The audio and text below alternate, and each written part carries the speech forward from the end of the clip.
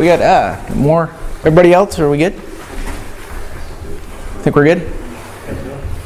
Cool. All right, good morning, everybody.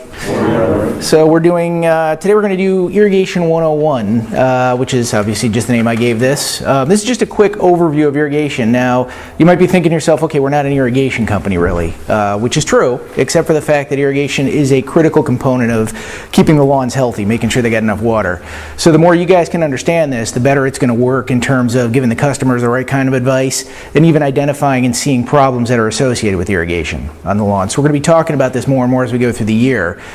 Because it really is a critical component of things. But the biggest thing, the biggest message I want to get across today about irrigation is the fact that it's very complicated.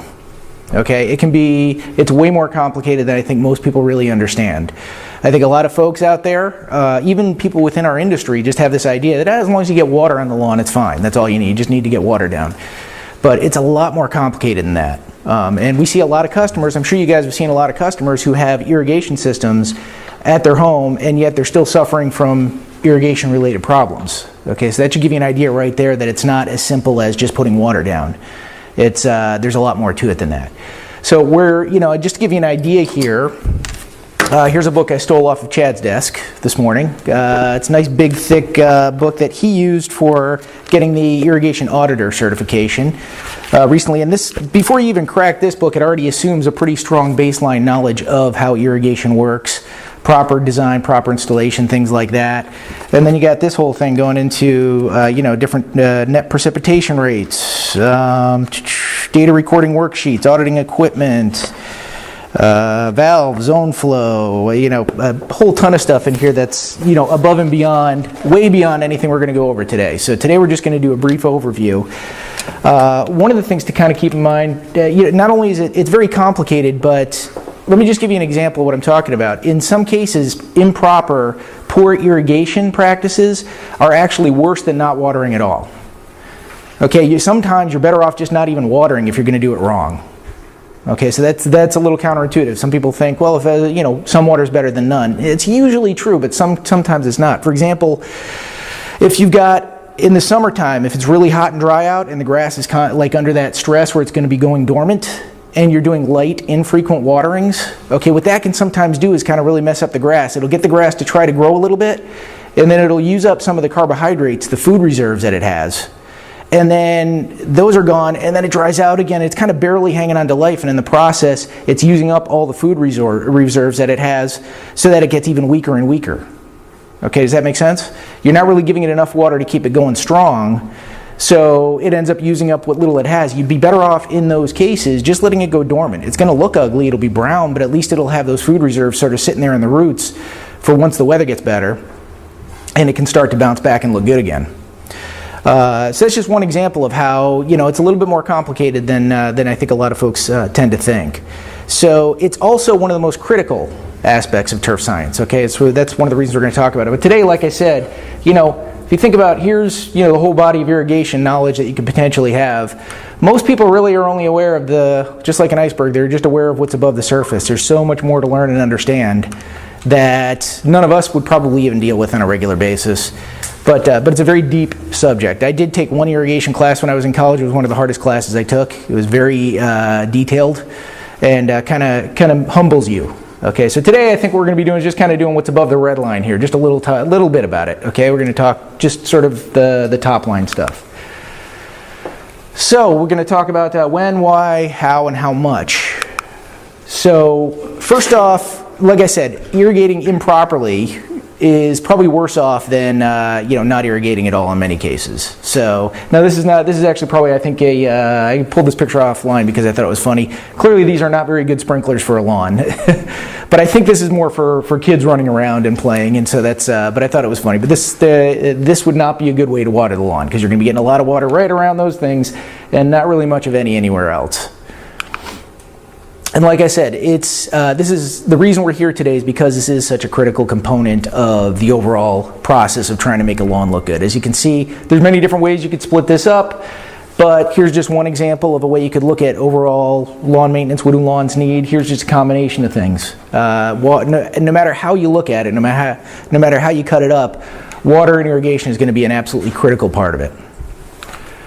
So when should you irrigate? Now I don't mean what time of day. We're going to actually talk about that a little bit later in this. But the question of knowing how often, that sort of thing. Well, the first piece of advice is really just get on a good schedule. Okay, so customers should be on a good schedule. And if anybody asks you how often should I water, there's different ways that you can answer that. But you should really just be on some sort of regular schedule so that the lawn is getting water on a regular basis, and hopefully needs it. But if they haven't been watering and they want to know when should they start watering, a couple of signs that'll let you know that you're kind of getting to the end of it. You really got to get started now. Okay, the first one is footprinting. I don't know if you guys have seen this when you're out there. If you get a lawn, it's dry, it's hot, it hasn't quite gone brown yet, but you walk along and you make footprints and they don't bounce back at all, right? It's because that grass has lost most of its water, it's got no strength left, it's just about to go dormant. If you happen to see that, and then over here we got another one. It's a little harder to see in the slide here, but up in here it's kind of starting to turn a bluish color. Okay, if you guys have noticed that before, that's a sign that, again, it's about to go dormant. It's right on the edge there. If you can catch it at this time, okay, when you're starting to see the footprints and when you start to see the blue, you can oftentimes get it to bounce back and start greening up again. So if you happen to see a property and you know they have a sprinkler system and you're seeing footprinting, you're seeing the bluish tinge in certain areas of the lawn, it's very important that you talk to them as soon as possible and just say, hey, we got to get some water on this, because otherwise it's going to do that pretty quickly. And I'm talking like within a day or so. Okay, it's going to turn brown really quick. Now, if this does happen, it does turn brown, don't need to panic. Most of the time it's just dormant. It's going to look good again as soon as it's getting water. It's going to bounce back again, and I know, again, you guys have seen this a million times, I'm sure. But the thing to understand is once it goes brown, those brown grass blades are not greening up again. They're not going to green up, okay? Yep, they're gonna basically grow out. You're going to get new green growth that's going to start growing out. It's going to push out the brown stuff, which will get cut off, and the brown stuff's going to decompose. But now you're looking at a couple of weeks before you can get the grass to look nice and green again. And that can be kind of a bummer. So if you can catch it at this earlier stage, you're definitely much better off than waiting until it gets to this point. So how often? How often should people be watering? Well, that's kind of complicated, but and every property is a little bit different. But probably the best advice is that you don't want to be soaking the lawn every day. You want it to be a couple days a week, a little more infrequently, but deep enough so that you're getting water down into the root system and down below. Okay, so this slide isn't really exactly matching what I'm talking about here, but it gives you an idea. Here you got the water from maybe a day or so after irrigation. This top area is already dried out, okay? So, but you can see the water down below doesn't dry out all that quickly. The grass is using some of it's evaporating up through the soil. Okay, but the water kind of dries out from the surface down. It kind of works its way down, but you're keeping this reserve of water further down below. And what'll happen is if you water every day, then what you're doing is you're just kind of wetting the surface area. If you're watering like not too much, but every day, you're just kind of wetting the surface area, and down below here you're not getting any water. And then what happens? Well, after a couple of days it dries out and then there's no water for the grass. But if you soak it really nice and deep, just a few times a week, then it gets down nice and low down to the bottom of the roots there, and the grass can hang in there for quite a few days afterwards. Okay, so you're better off soaking it nice and deep, less frequently as opposed to watering every single day. And too much water, daily water, can result in some serious problems. Okay, now some properties dry out really quickly, they need to water every day. That's not uncommon, so I'm not saying never water every day. But it's just a good thing to know that if you are watering every day, who knows what we were looking at right here? Is that Pythium white? It might be Pythium. I'm not even sure. I pulled the picture offline. It's probably Pythium. I think so. It could be brown patch. But we're looking at a fungal disease. We're looking at a disease on the lawn which happens when you get too much water sitting on the surface on the grass for too long of a period of time. And that's one of the downsides to watering a lot, very often. You also get more insect pressure. Okay, there's certain insects that are going to attack the grass more aggressively because the grass is nice and juicy. There's a lot of water there. Okay, there's also certain weeds that really enjoy wet soils. So you're going to get a lot of weeds growing into the lawn. Okay, there's also, now this isn't really necessarily a weed, but we get a lot of creeping bent grass in this lawn. Okay, mixed through there. It's a type of grass, but It's not the prettiest type of grass. It doesn't look that good there. And I know a lot of our clients don't like that in the lawns. And we've got ways of getting rid of that. But in the first place, if you do a lot of watering every day, that's the kind of thing that you're going to see more of, because creeping bentgrass actually likes lots of water. It has the ability to get oxygen from the air, whereas other grasses don't. How does it get on the lawn? There's so many different ways it could originally get in the lawn. In a lot of cases, creeping bentgrass seed was actually mixed in with home lawn seed blends, like back in the 1960s and that sort of thing, and it's just kind of there. And it may be small patches, but then they just start to spread at some point in time. Could be that it's brought in by someone who played around a golf, and it was, you got a few stolons on their shoes. There's all sorts of possibilities. But once it's there, it can be a little bit of a pain, and watering every day can actually kind of make that worse. So yeah, again, what you want is the deeper, less frequent water. Now, seeding, this is something that's very important to keep in mind. When we're seeding, that's the opposite. You want to water every day. You don't need to water heavy, because that seed is right near the surface, and you just want to keep that surface part wet. You don't need to be watering 6 inches, 8 inches deep, because when you're watering that deep, the seed's not going to get it. The seed's right near the surface. So you just want to keep the seed wet all the time. But once the seed has had a chance to grow in and the grass has been mowed a couple of times, it's good to go. You can switch it over to a less frequent, deeper watering cycle. So how much water should we be putting down? Well, the rule of thumb is this. Now, I'm going to tell you the rule of thumb, and then I want you to think about just how practical this actually is. And that is, you want to water to about 1 inch, when you do water, to about 1 inch below the majority of the roots. Okay, so the majority of the roots are kind of up around here, kind of maybe here's your bottom edge of the roots. Yeah, you get a little bit below, but the majority of it kind of ends about here. So you want to go about 1 inch, maybe down to about here. You want to water deep enough to go there. Now, how many of you would expect anybody to actually go out and dig holes in the soil to check to see if water is getting down deep enough? Yeah, it's a good rule of thumb, but it's not very practical. Now, you can do it with some soil probes and things like that, but it's a little bit difficult. And part of the reason is that there's a huge diversity in yards. Okay, you have different soil types, you have different grass types, so you're going to have different root depths all over the yard. You might go to one part of the yard and shade and sun. You might go to one part of the yard and you'll have the roots are only 2.5 inches deep, and another part they're 5 or 6 inches deep. Okay, so it's a good scientific way to do it, but practically speaking, it's not very helpful.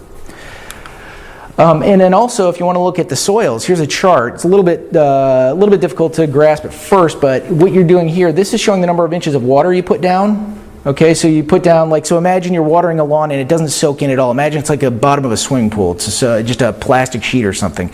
And you keep watering, well, the water's going to start piling up, right? So once you've watered enough where it would be like 1 inch deep, that's what this is talking about, okay? So if you put down enough water where it would be 1 inch deep, if you've got a sandy soil, that actually is going to soak into about, somewhere maybe in the 16-inch range. So it's going to go down to about 16 inches. 1 inch of water will go 16 inches deep in sandy soils. But it's only going to go about maybe 4 or 5 inches deep in a clay type soil.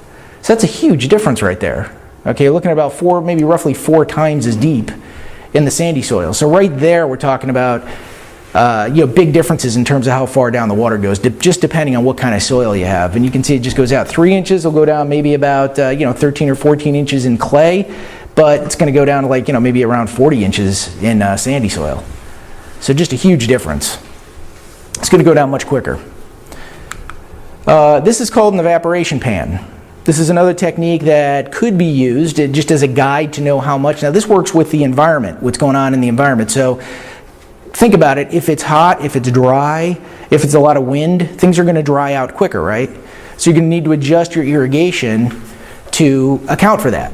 So just turning on the clocks and setting the irrigation to run a certain amount of time every single day or every other day or something like that through the season, and just letting it go for the whole season is usually better than not watering at all. Okay, most of the time, except like I said, sometimes it's better to not water at all. But usually it's better. But the reality of the situation is, as the season goes on, you've got all sorts of different problems that are going to pop up based on the weather. So if it's really dry, if it's really windy, if it's really hot, all those kinds of things. What the evaporation pan does is it measures the amount of water that evaporates out of here, which is going to evaporate much more quickly in those conditions. And then the rule of thumb, the guide for this, is that you want to put down 75 to 85% of the amount that's been lost in the evaporation pan. So if you lose 1 inch of water in the evaporation pan over a 2-day period, you should put down 3/4 to just a little bit over 3/4 of an inch of water onto the lawn to account for that. Okay, but again, it kind of goes back to the point of, how many of you think any of our customers are going to want to set one of these up in the backyard and monitor it and check on it on a regular basis? And would it make sense for us to do that at each property? Probably not. So it's a little bit impractical, but there are some organizations that are actually setting these up in different cities and towns around the country and publishing the results on a regular basis online. So I've looked around, I haven't seen anybody do it in this area just yet, but it could be sort of a good guide for to kind of keep in mind in terms of, maybe it's a way for us to give our customers a little bit better advice, like, hey, we've had a lot of evaporation recently, you should boost up the water amount. But then there's also just the feel test. Okay, you can feel the soil. Okay, so they've actually been able to put this together into a chart to give you an idea of how good the water amount in the soil is. So if you pick it up in your hand and it just crumbles apart and it's dusty dry, well, that's too dry, as I'm sure you can figure out. If you can feel there's a little bit of moisture in there, but it kind of crumbles up and it doesn't really form into a ball or stick together too much, it's still too dry. And fair means it's okay, you can actually make a little ball out of it. And I'm talking about a small little ball, not like a soccer ball or something, okay? Just a small little bit that you can kind of squeeze into a ball. But it'll crumble after you throw it a few times. So really good is if you can form a ball that you can sort of toss up and down like 5 times in your hand and it stays together. That means there's enough water in there, it's holding it together, that's pretty good. And excellent is if you kind of stick your thumb down into the soil and pull it out and you get a chunk of soil that sticks on your thumb. Okay, so that's pretty good, that means it's got a good amount of water. But if you can pick it up and you make a little ball and you squeeze it and water starts dripping out, it's too wet. It's too much, you shouldn't be able to squeeze water out of it. Okay, so it's just kind of a good rule of thumb. Even this, though, if you have really, really sandy soil, it's going to be hard to form a ball in like pure sand. So none of the rules I'm giving you here are perfect, but they're just kind of good things to think about as ways to gauge whether or not there's enough water on the property. And then there's the coffee can test. Now, I couldn't find an actual, we call it the coffee can test because a lot of people actually use old coffee cans. You just want a can with like straight sides or something that's calibrated. But here's a great example. What they've done is they've put these water containers out throughout the property, okay, mixed out. Now this is really well done because it's kind of evenly spread all around, and they're really gauging how well the irrigation system is working. Now, what you should find is that if you run these sprinklers for, let's say, half an hour to an hour, they should be putting about the same amount of water into each one of these cans. Okay, it's not going to be perfect, but it should be pretty close. If you're getting 1 inch of water in this can and 1/4 of an inch of water in this can, then your irrigation system is not set correctly because it's watering way too much over here and not nearly enough over here. And that's a very common problem that we run into. So that's one way to do it. But also what it does is it calibrates, it helps you to figure out how fast your irrigation system is putting water down. So if you go out and you turn on the sprinkler system and you let it run for 1 hour, and then you go through and you find, okay, all the cans got just about the same amount of water and they all got about 1 inch of water in the can in 1 hour, okay? That's actually a lot. You probably won't get 1 inch in an hour, but just to make the math simple, you think about it that way. You got 1 inch in 1 hour, and then you figure, okay, I need to put 1 inch of water down on the property. Well, then you just need to run the sprinklers for 1 hour. If you need to put 2 inches of water down, you need to run them for 2 hours, okay? So if people run a test like this, they can gauge how much water is coming out of the sprinklers, and therefore how long they need to run the sprinklers to figure out how much water they need to put down. Okay? So now most people haven't done this, so it's a little bit difficult because when you say, we'll oftentimes get the question, how long should I run my sprinklers for? Well, you can imagine that there might be an irrigation system on one person's lawn where if you run it for an hour you get 1/4 inch, and then on somebody else's lawn down the street where if you run it for an hour you get 1.5 inches. So you get better pressure. Okay, it depends on whether they're on city water or well water, or how the water pressure, the pipe size of the irrigation system, all sorts of things like that. And so you can see huge differences. So you might tell them both, you should water for a half an hour, but this guy's actually putting down to like 4 or 5 times as much water as that guy. Okay, so it's another little complication that gets thrown into the mix. What should we use then for just an average? It depends on the time of year, and we can actually get into that a little bit more At some of the, right now things are getting closed down a little bit. I usually say, in the heat of the summer, you can say try starting off with like 45 minutes 3 days a week. And that's, during the worst weather, and then let's see how it looks. It's a good way to go. Let's see how it looks. And if it's browning out, if it's turning dry, you got to maybe boost that up to an hour. If it's all wet and soggy when you're walking through, cut it down, So you kind of gauge from there. That's probably the best way to do it. But these are some really good scientific ways to do it. So how fast do you want to water? How quickly do you want to put the water down? Well, it depends. Again, it's nothing simple here today, is it? It's all a little bit complicated. First off, you can imagine if you got a big steep slope here. Let's say you're trying to water that. All right, the water's going to run off it pretty quickly. So if you're dumping water on really fast, if you've got a powerful irrigation system that's putting out a lot of water, a lot of that water, if you walk down, I'm assuming there's a parking lot down here. I didn't see the end of the picture. But let's say there's a parking lot down here. It looks kind of like maybe there's a car or something on top of. Then you're probably going to see if there was a heavy irrigation or a heavy rainstorm or something like that, you're going to see a lot of the water pouring out into the parking lot. Okay, so you would need to water much more slowly on this type of situation than you would on a nice flat lawn. Okay, also the soil type. All right, a lot of people don't think of sand as a type of soil, but it is. It's a large particle size in soil. So here we have a nice sandy beach. But you can imagine water going on here is going to soak in real fast. Okay, sand water goes right through it. But heavy clay like this, the water just kind of sits on top of that. It'll take a long time to really soak in. So again, if you've got a soil on the property that has a lot of clay in it and not much sand, you might want to water more slowly because you got to give it time to soak in.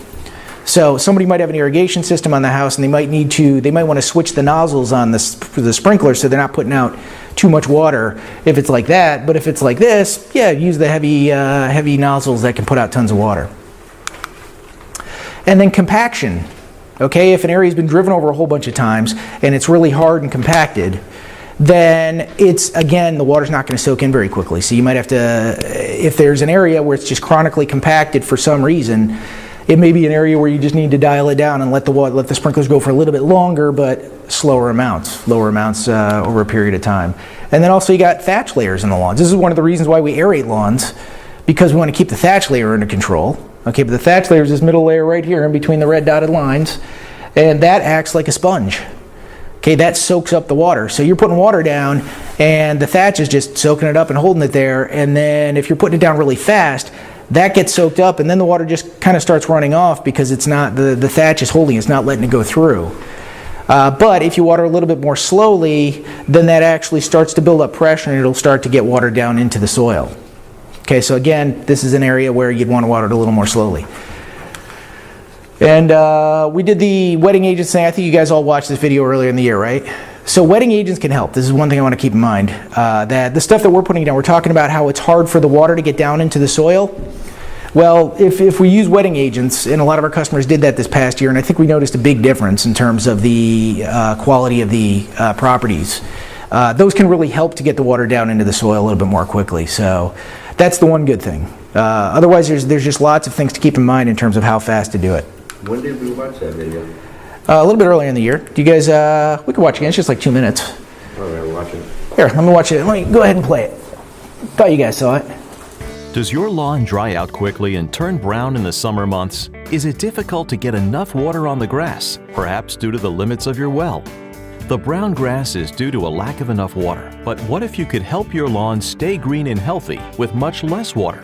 Well, now you can. During hot, dry summer days, the soil can dry out and become hard. When this happens, it actually repels water for a while. So irrigation water or rainwater have a hard time soaking in. Most of the water sits on the surface, only wetting the very top part of the soil. When the sun comes out, the water on the surface evaporates and the top layer of soil dries out quickly again. Even though a decent amount of water fell on the grass, much was wasted because it just couldn't soak down to the root zone quickly enough. Wetting agents can help. By breaking down the surface tension of water, wetting agents help the water percolate down through the soil to the root zone, where it's protected from the sun and the grass can drink it up until it's all gone. Wetting agents allow your lawn to use much more of the water it receives, less for the air, more for the grass. Contact Teed & Brown today to find out if wetting agents might be right for your lawn maintenance program. So yeah, those definitely help out, especially in those properties where, okay, good. Especially in those properties where they have problems with water soaking down into the soil. Okay, and then finally, just going to wrap this up with the time of day that you want to water. So the biggest rule for the time of day, when is it best to water, is whenever it's best for the homeowner. Okay, that's the number one thing. So if somebody, if they know that they're going to be, most people do it overnight just because of the fact that people are sleeping overnight. They just run the system overnight. It's fine. But if it's they don't want to run it like in the morning when everybody's trying to get ready for work, somebody might be taking a shower, that kind of thing, and you're putting too much strain on the water system. So whenever it's best for the homeowner. Some people are very concerned. They want to try to nail it and get the water at the perfect time of day, but that's inconvenient for them, so then they just decide not to water. That's not the way to go. You just go ahead and do it the best time of day. But there are some differences in terms of when it might be better than others. So at nighttime, the good thing about watering at night is that the water doesn't really evaporate out much. Okay, so a lot of water on the surface isn't going to evaporate out because you don't have the sun beating down on it. So more of the water stays there and gets down. The downside is that the surface stays wet a little bit too long. Okay, so it's kind of like, the pro is that it doesn't evaporate off very quickly. The downside is that it doesn't evaporate off very quickly. Okay, because the good thing is that more of the water is getting to the ground, but it's also keeping the surface wetter, and that's going to encourage the diseases and problems that we talked about earlier. Okay, so that's, again, watering at night is okay, but there's that one little problem where it stays wet for a little bit longer than you might want in a perfect world. Middle of the day, you kind of have the opposite situation. You actually have where the surface dries off nicely, so you're not encouraging disease problems because the sun's out there to get it to dry off. But the downside is that there's a lot of evaporation. Under really extreme conditions, believe it or not, you can get up to 50%, half of the water that's put out of a sprinkler never even hits the surface of the ground. Okay, it comes out and it literally dries up in the air before it even hits the ground. So that's a lot. If you're watering at night, that's not really happening so much. So you're a lot more of the water you're putting out actually gets down. Middle of the day, you're not going to encourage disease problems, but you're not going to get nearly as much water down into the soil just because it dries up so quickly. So morning is sort of the best of both worlds. Okay, that's the ideal time if people can do it. Again, it's a little tough because people are usually showering, getting ready for work, that kind of thing, getting ready for school. But if someone could do it, morning is kind of the best time because the sun's not really beaten down, the grass isn't drying up too quickly, but at the same time, the sun's coming out and it's going to dry it off within the next couple hours and it should be okay. So really, best time is whenever it's convenient for the homeowner, but if any time's convenient, if it doesn't matter, then morning is probably the best way to go. And Can they split that on more than one? Say that again? Can they split the irrigation more than one? Yeah, oh yeah. Customers do it better. Yeah. So I mean, they can set it up whatever's convenient for them. Yeah.